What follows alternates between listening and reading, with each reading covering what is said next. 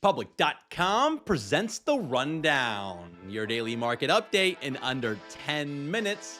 My name is Zaid Admani, and today is Friday, September 26th. In today's episode, we'll tell you about the latest inflation report and what it means for future rate cuts. We'll also tell you about a potential AI deal between Meta and Google and why Amazon just paid a $2.5 billion fine to the FTC. Then stick around to the end of the show to find out about the latest tariff threat from President Trump and the companies that are being impacted. We got a great show for you today. Let's go.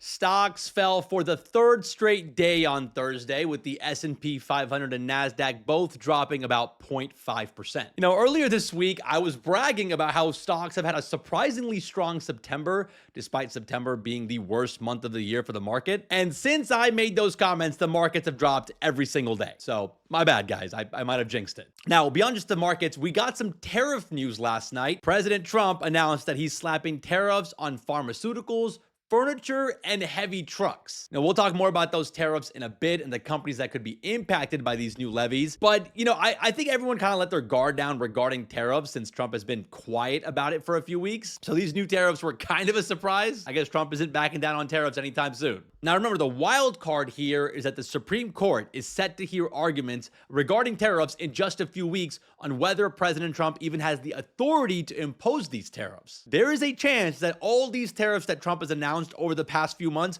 could be struck down before the end of the year. So that could really shake things up. One of the concerns that economists and the Fed has about tariffs is that they could lead to higher inflation, at least in the short term. But so far, the data hasn't shown that yet. In fact, the Fed's favorite inflation gauge, the PCE report, just dropped this morning. And according to that report, prices in August rose about 0.3% month over month and was up 2.7% year over year. And if you look at core PCE, which strips out food and energy, that was up 2.9%. So inflation is still kind of stuck around the 3% range, but all of those numbers were right in line with expectations, which means the Fed is likely to keep cutting interest rates. Jerome Powell indicated in the last meeting the Fed is more focused on ensuring the labor market conditions don't get any worse. So they're probably going to keep cutting interest rates as long as inflation doesn't get totally out of control. Right now, the markets are pricing in an 88% chance of a rate cut at the next Fed meeting, which is on October 29th. But that's in more than a month, and a lot can happen between now and then.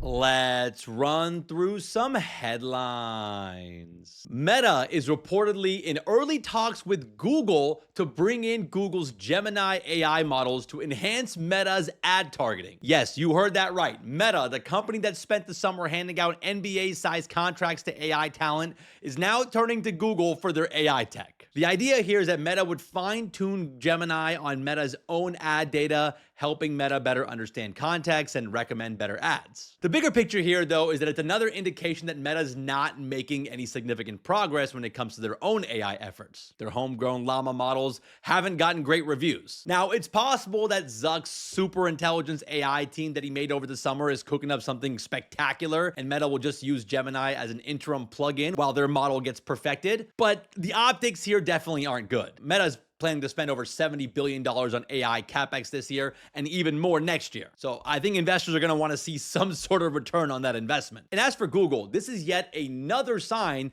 that they are probably the leaders in the AI space right now. The Gemini models from Google seems to have caught up with OpenAI. In fact, the Gemini app has been the #1 app on the App Store for a couple weeks now, overtaking ChatGPT. Now, I'll be honest, I'm finding myself using Gemini a lot more these days. So yeah, while Google might have started off slow with AI, they seem to have fully caught up. That explains why their stock was hitting all-time highs earlier this month. Now, sticking with big tech, let's talk about Amazon. Amazon just reached a $2.5 billion settlement with the FTC over accusations that it tricked millions of customers into signing up for Amazon Prime, and they made it hard to cancel on purpose. $1.5 billion of the settlement funds will go to 35 million Amazon customers who were involved in the deception, equaling to like $51 per customer. And then the other $1 billion will go to the FTC. And just for some context here, this is one of the biggest penalties the FTC has ever handed out, second only to Meta's $5 billion fine back in 2019. Amazon was only 3 days into their trial over this, And they decided to settle because they were probably worried they would have to pay even more if the jury sided with the FTC. Now, regulators were also trying to hold two Amazon executives personally liable, which would have set a major precedent. So Amazon decided to settle before it ever got that far. Now, beyond just the money, Amazon is also not allowed to trick users into subscribing to Prime anymore, and Prime cancellation has to be simple and straightforward. Still waiting for the FTC to go after gyms. By the way, this case was brought on by the Biden administration in 2023, and it now ends under Trump. But it's not the only case that Amazon is fighting against regulators. The FTC also sued Amazon over antitrust allegations. Amazon got that case partially dismissed, but the rest of the case will be headed to trial in 2027. So yeah, I bet Amazon's lawyers are already shopping for their fourth, maybe fifth vacation house. And finally, I want to give you guys a quick update on the TikTok sales situation. President Trump has officially signed an executive order approving a deal regarding the sale of TikTok's U.S. operation, valuing the business at about $14 billion, which is a lot less than I thought it would be, to be honest. This deal would give Oracle, Silver Lake Capital, and Abu Dhabi's MGX Investments a 45% stake in the company. ByteDance, TikTok's parent company based in China, will keep a 20% stake, and the remaining 35% will go to ByteDance's existing investors like Sequoia and General Atlantic. Now, as part of this deal, Oracle will handle the TikTok US's security operations and continue to supply cloud services. So it seems like TikTok will stay alive in the US, but there are a few things to keep in mind. For one, ByteDance hasn't publicly acknowledged this transaction yet, and it's still unclear whether the Chinese government will greenlight this deal. China would need to tweak some laws for this to fully go through, but President Trump insists that President Xi of China has signed off on it. So we'll see. I mean, nothing official has been announced from the Chinese side. What I'm still shocked about is the $14 billion price tag. Like, I legitimately thought it'd be more than $30 to $40 billion. Let's talk about some stocks making moves today. Some pharma companies like Eli Lilly are seeing a boost this morning after President Trump announced a new round of tariffs. Trump is slapping a 100% tariff on branded drugs that are imported to the US unless that pharma company is actively building factories in the US. So Eli Lilly should be cleared from these tariffs since they've invested billions of dollars into US manufacturing.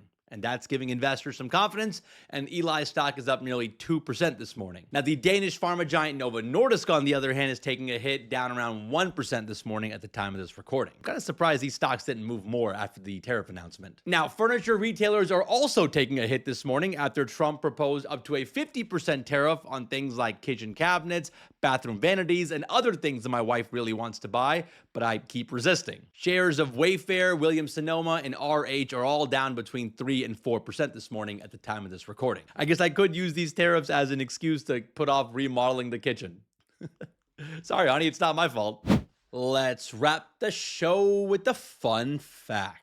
Private equity funds are now allowed to buy a stake in NFL teams, and the first deal was just done for the New England Patriots. The Patriots owner, Robert Kraft, sold an 8% minority stake in the team at a $9 billion valuation. 3 of that 8% is being bought by the private equity firm Sixth Street Partners, and the other 5% is being bought by billionaire Dean Metropoulos, who became a billionaire for inventing the Twinkie. By the way, the Patriots aren't the only NFL team doing deals right now. The New York Giants, San Francisco 49ers, and Chicago Bears all had transactions for a minority stake recently, valuing each team between $8 to $10 billion. So NFL franchise valuations just continue to go up. By the way, Robert Kraft bought the New England Patriots in 1994 for $172 million. So that investment has more than 50x'd in the past 30 years. Now, it probably helps winning 6 Super Bowls during that time period and having Tom Brady on your team.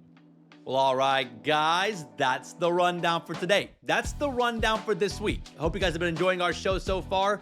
If you have, and you have like 7 extra seconds, consider giving us a 5-star rating on Apple, Spotify, wherever you listen to your podcast. As I said on yesterday's show, after we cross 6,000 5-star ratings on Spotify, we're going to do some sort of merch giveaway. And you guys came through. We are now less than 100 5-star ratings away from crossing the 6,000 mark. So I think we might get there before the end of the quarter. Thank you guys again for all the engagement, the 5-star ratings, all the comments. It really helps us out, and it helps other people find the show. Thank you guys again for listening, watching, and commenting.